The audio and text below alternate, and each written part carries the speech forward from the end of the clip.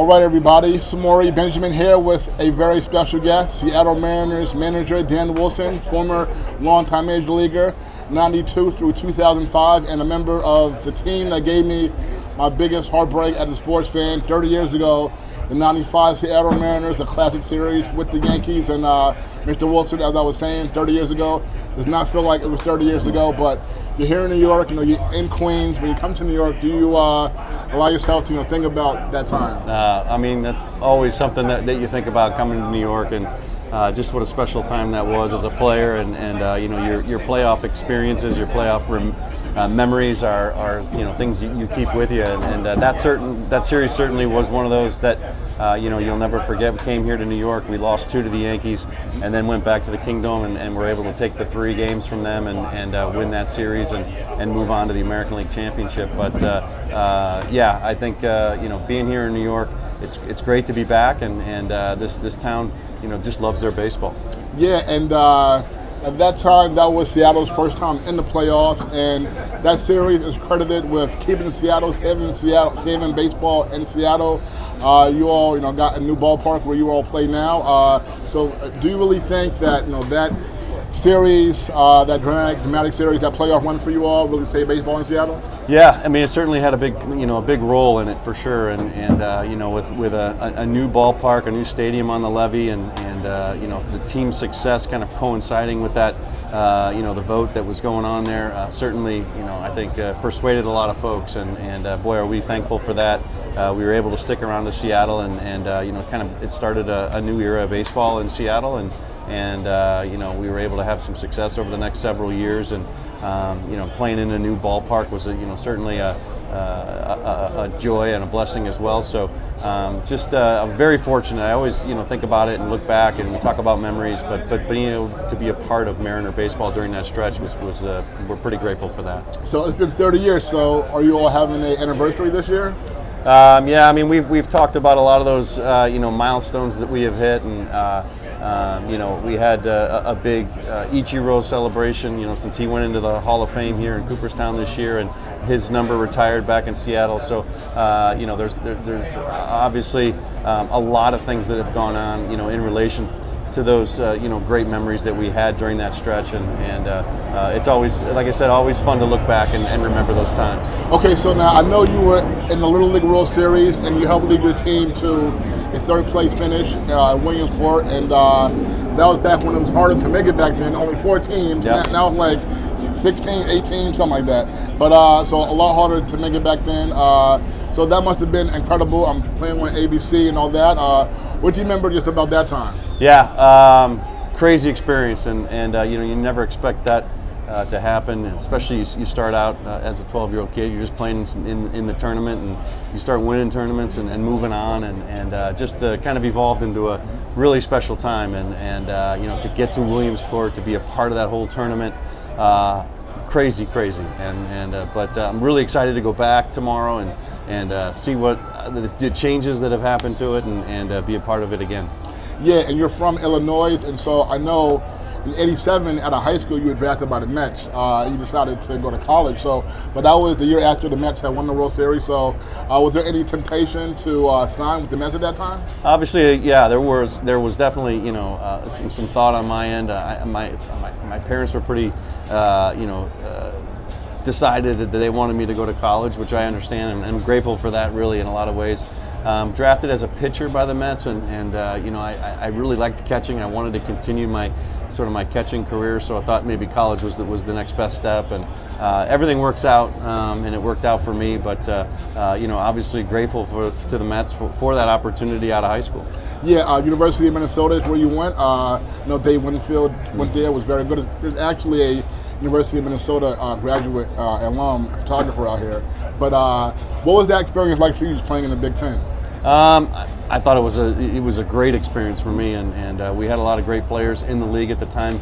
a lot of head-to-head with Michigan and Jim Abbott, who was there. Yes. A lot of great players that came out of that program, and it was just we had a lot of competition, and I think it really helped me to become better as a player and as a person, and I'm really grateful for my time and the program at the University of Minnesota. Yeah, Jim Abbott, you mentioned at Michigan. Okay, so you're drafted in 1990, I think 7th overall by Cincinnati. So what was that moment like for you? Crazy. Studying for finals at the time, and got the call from Cincinnati, and was just really excited again. I think as players, we look for opportunities, and that was an opportunity to go play for the Cincinnati Reds and start my minor league career, and it was really exciting, and I was grateful for that opportunity, and it was the start of a pretty long career in baseball, and grateful for that as well. Do you remember your major league debut in '93? I do. I remember getting a pinch hit in a game against the Houston Astros. Don't remember the pitcher's name. I think I swung at the pitch before it came out of his hand. I was so excited to be in a game and making my debut, and it's always a special time, and eventually got more and more comfortable as it went. But what a great memory to have, and I'm really grateful for the Cincinnati Reds and the opportunity they gave me. Okay, so then you get traded to Seattle '94, the strike season, then '95, that big season. I remember when you all were down like double digits behind the California Angels at that time, and Griffey got hurt like middle of that year, broke his wrist, and you all just made a comeback, and then Griffey came back in the summertime. I remember a game you guys played the Yankees in August, like a Sunday game, and Griffey hit a walk-off home run off of John Wetland. And you all were just rallying and come all the way back to catch the Angels. Last game of the regular season where you guys played the extra game, playoff game, I believe, against the Angels to beat them. But what do you remember? I mean, that was just such an amazing comeback story. How were you all able to do it? Again, it was one of those. It was baseball, and we were very, very lucky in a lot of ways, and the Angels lost a lot of games while we were winning a lot of games, and we were able to catch them. But it takes a complete team and a complete lineup, and you mentioned the walk-off homer by Junior. We had several of those kind of endings where you're walking teams off, you're winning games you probably shouldn't win. But again, it kind of takes on a mind of its own, and you get caught up in it, and it was just a lot of fun to be a part of a team like that, and that experience being that first playoff team in Seattle was really exciting. The thing about that is first time Seattle had been in the playoffs, and the Yankees, that was my first time seeing them in the playoffs, right, in my life. And I grew up in the Harlem, Washington Heights area, across the bridge from Yankee Stadium. So I grew up, a big Yankee fan from a young age. So, but '95, they had not been into the playoffs at that point. From '81, they went to the World Series, and had not been in the playoffs until '95. So we're like, imagine what it'd be like now if the Yankees had gone like 13 years without being in the playoffs, 14 years. It would be crazy when they were back in it. So the first time in the playoffs in 14 years for the city at that time was just, Yankees crazy. Yankees crazy. I was Yankees crazy at that time, and they barely made the playoffs. They clinched the last of the regular season. They won in Toronto. Don Mattingly's only time in the playoffs was last year. So that series starts. Two cities really. The teams barely got in. Took them to the last day. Long time for both cities in that kind of stage. So what do you just remember going into the Bronx at that time, Game 1, what that atmosphere was like? Yeah, we knew we were in for a tough atmosphere. Obviously, Yankee Stadium is Yankee Stadium, and it goes up a notch in the playoffs. And we knew we were in for a lot, and I think we were coming off that one-game playoff, and it was a lot of traveling to get out there and get ready for Game 1. We lost Game 1. Game 2 ended up in extra innings, and I think we lost in like the 13th inning. And Jim Leyritz with a big hit in that one. Off Tim Belcher, yep. And we going back to Seattle, a little disappointed, but we had Randy Johnson going for us in Game 3. He won that one, and then our bats were able to kind of take over from there. And what a great series.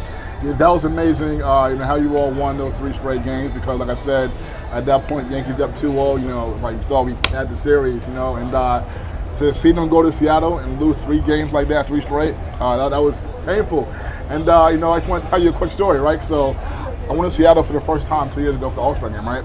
So I was in, I always buy some All-Star gear when I go to the games, and I was in the Seattle Mariners team store, and so I see this guy come in. I was looking at different stuff to buy. I was talking to people. I was trying to figure out what I wanted to buy. So then I see this guy come in. He walks in with his teenage son, right? The store is packed. And so I'm talking to him, and like me going to Seattle for the All-Star game 2 years ago, my first time in Seattle, kind of like a pilgrimage, right? Even though it was painful as a fan. So anyway, my first time in Seattle, so I told a few people that story, right? So I'm telling this guy the story, and the guy is like, he says to me a couple of times, yeah, I know the story very well, I know it very well. And so I'm like, yeah, I know you're a Mariner fan, I know you know, I'm just telling you, my experience with it. And so I'm looking at him, and so I say, and you favor Norm Charlton a little bit. Has anybody ever told you that you look like Norm Charlton? And so he shakes his head, and then he says, do you know why? And so I'm like, okay, well, it must be his cousin or his brother. And he goes, I'm Norm Charlton. Yeah, and then he was with his son. We took a picture together. It was very cool. It was very cool. Very cool. So he was on that 95 team, of course.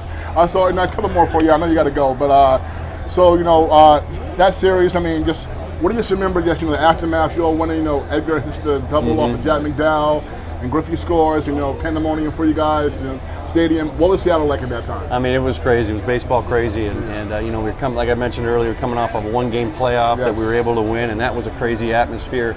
And then to have that Yankee series end the way it did with a walk-off, that was a crazy atmosphere. And from there it was on to play the Cleveland Indians at the time. It was just, it was one of those storybook situations, and again, as players, as guys that were, I was a fairly young player at the time, and I thought really brought our entire team together, and some of those memories, some of those relationships that we built during that season, we still have today. Yeah, 3 more for you. I got to ask you about Randy Johnson, the great Randy Johnson, who, as a fan of the Yankees growing up, I saw him stop the Yankees in '95, and then with Arizona in 2001, and I know you caught him when he threw his 19 strikeout games in '97, all-time great pitcher. What was it like to be able to, at a young in your career, be able to catch him? Yeah, he was tough. He was a guy that, physically was a demanding day behind the plate, just keeping the ball in front of you.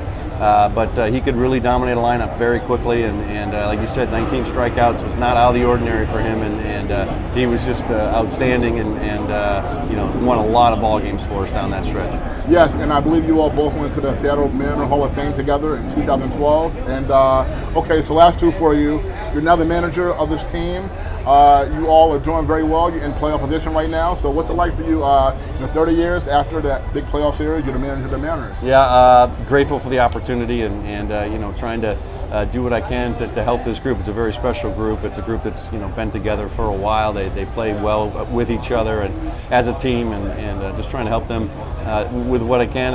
Our coaching staff does such a great job preparing them to play every night, and a lot of baseball ahead of us, but we're looking forward to the stretch drive. Got to get your thoughts on your All-Star game in '96 in Philadelphia.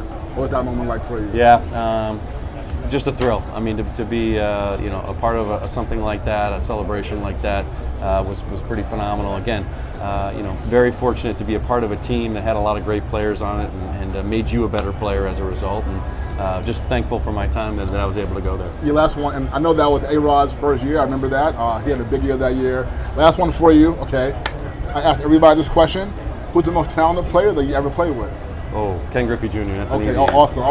I think to me, he's the best player I've ever seen. Yeah, so no doubt. I appreciate that. Okay, so folks, also I did not mention, but I believe you retired with the highest fielding percentage of American League catchers ever. So folks, former longtime major leaguer and current Seattle Mariners manager Dan Wilson. Dan, thank you so much. I really appreciate it. Yeah, I appreciate it. Thank you. Thank you. All right, folks, we're back.